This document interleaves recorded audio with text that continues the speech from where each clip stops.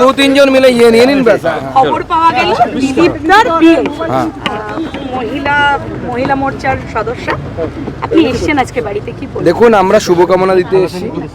এতে অস্বাভাবিক আপনারা কি দেখছেন আমার অন্তত পক্ষে মনে হচ্ছে না, বিশেষ করে যেখানে আমরা কলকাতায় থাকি। এর আগে আপনারা বহু রাজনৈতিক ব্যক্তিত্বের বিয়ে দেখেছেন, যদি বলেন প্রিয়রঞ্জন দাসমুন্সির বিয়ে দেখেছেন, আপনারা ইন্দ্রজিৎ গুপ্তর বিয়ে দেখেছেন, তিনি আবার ধর্ম পরিবর্তন করে বিয়ে করেছিলেন। তো বিয়ের মধ্যে অস্বাভাবিক কিছু নেই। রাজনীতিতে যারা থাকে, সামাজিক জীবনে যারা থাকে, তাদের সমাজের কাজ, রাজনীতির কাজ করতে করতে অনেক দেরি হয়ে যায়। যেমন প্রিয়রঞ্জন দার হয়েছিল, অনেক পরে উনি বিয়ে করতে পেরেছিলেন। অনেক রাজনৈতিক ব্যক্তিত্ব আছে যাদের এরকম হয়েছে। তো স্বাভাবিকভাবে আমরা মাননীয় দিলীপ দার এবং তার আগামী নববধূ যিনি আসছেন, তাদের আগামী জীবন অত্যন্ত শুভ হোক, ভালো হোক। সবারই জীবনে এটা ব্যক্তিগত ব্যাপার, এটা ব্যক্তিগত পরিসর। আমার সেই জন্য মনে হয় ব্যক্তিগত পরিসরে কারো বেশি না ঢোকাই ভালো। আমরা পার্টির তরফ থেকে শুভেচ্ছা জানিয়েছি এবং তাদের আগামী জীবন সুন্দর হোক, সুখী হোক, এটা আমাদের কামনা। বিয়েটা একদমই ঘরোয়াভাবে হচ্ছে, উনি যেটা আমাদেরকে জানিয়েছেন। আজকে সন্ধ্যাবেলায় সম্ভবত বিয়ে। আমরা শুভকামনা দিতে গেছিলাম, শুভকামনা হয়ে গেছে। বিয়েতে আমাদের থাকা সম্ভব হবে না। আমি নিজে বালুঘাট চলে যাচ্ছি আজকে, গোটা দিন বৈঠকের পর আমার নিজের এলাকায় যাওয়ার বিষয় আছে। তো যারা থাকবে তারা এক দুজন খুবই ক্লোজ যারা, তারাই আসবেন। কিন্তু সংঘের প্রচারক দিলীপ দা সেই জায়গায় না, এখানে আপনাদের ভুল হচ্ছে। সংঘের প্রচারককে যখন রাজনীতিতে পাঠানো হয়, অর্থাৎ নেতা করে পাঠানো হয়, সঙ্গে দু টাইপের প্রচারক আসে। একদল নেতা হয়ে আসে, একদল সংগঠন মন্ত্রী হয়ে আসে।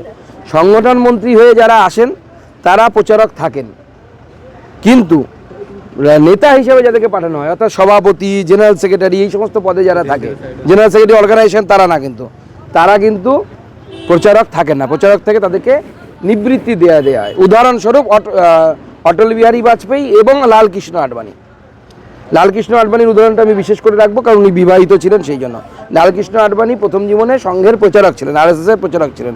পরবর্তী সময় তিনি রাজনৈতিক ক্ষেত্রে আসেন এবং প্রচারক জীবন থেকে মুক্তি লাভ করে তিনি বৈবাহিক জীবনে, সাংসারিক জীবনে ঢোকেন। এটা সংঘের সিস্টেম। সংঘের বহু প্রচারক আছেন যারা প্রচারক থেকেছেন, তারপরে তারা সাংসারিক জীবনে প্রবেশ করেছেন। উদাহরণস্বরূপ আমার APS অজয় সরকার, সেও সংঘের প্রচারক ছিলেন এক সময়, পরবর্তীকালে পারিবারিক জীবনে প্রবেশ করেছেন। কারা এলেন সুকান্ত দা আপনারা এখনো পর্যন্ত?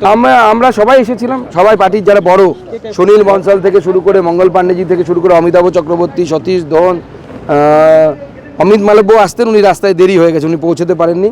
এরকম যত আমরা নেতৃত্ব, আমি, জ্যোতির্ময় সিং মাহাতো, লকেট চ্যাটার্জি, সবাই আমরা যারা নেতৃত্ব, আমরা এসে সবার নামই বললাম, কেউ মিস করিনি আসলে।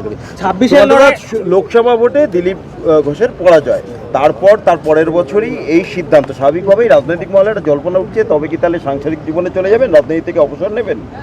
দেখুন, সেটা তো দিলীপদার ব্যক্তিগত সিদ্ধান্তের উপর নির্ভর করবে। আমার বিশ্বাস, দিলীপদা যেভাবে কন্ট্রিবিউট করেছেন বাংলার রাজনীতিতে, আগামী দিনেও উনি আশা করি সেইভাবে কন্ট্রিবিউট করবেন। সুকান্ত দা, বিয়ের ব্যাপারে আপনি সিনিয়র, দিলীপদাকে কি বলে এলেন বলুন তো? না, দেখুন, দিলীপদা আমাদের সকলের শ্রদ্ধেয় এবং সিনিয়র। স্বাভাবিকভাবে এই বিষয়ে আমার কথা বলা সাজে না। উনি আমাদের শ্রদ্ধেয়। ওনার মাকে আমরা প্রণাম করে শুভকামনা জানালাম। ওনার মা খুব খুশি। ওনার মা আপনারা শুনেছেন নিশ্চয়ই, মায়ের জন্যই প্রায় বিয়েটা করা আর কি। তো স্বাভাবিকভাবে মাকে দেখার লোক চাই, মা এখানে এসে আছেন। উনিও খুব চিন্তায় ছিলেন যে আমার নাড়ুকে কে দেখবে। বর্তমান প্রাক্তনকে কি উপহার দিলেন? আমি মিষ্টি, ফুল, ধুতি, শাড়ি এগুলো দিয়েছি। বিয়েতে যা দিতে হয় আর কি রীতি এখনো পর্যন্ত সম্পন্ন হলো এগুলো আমি বলতে পারবো না। আইনি মতেই বিয়েটা হবে আজকে, তাই? আইনি মতে এবং বৈদিক মতে দুটোই হবে। থ্যাংক ইউ, ধন্যবাদ।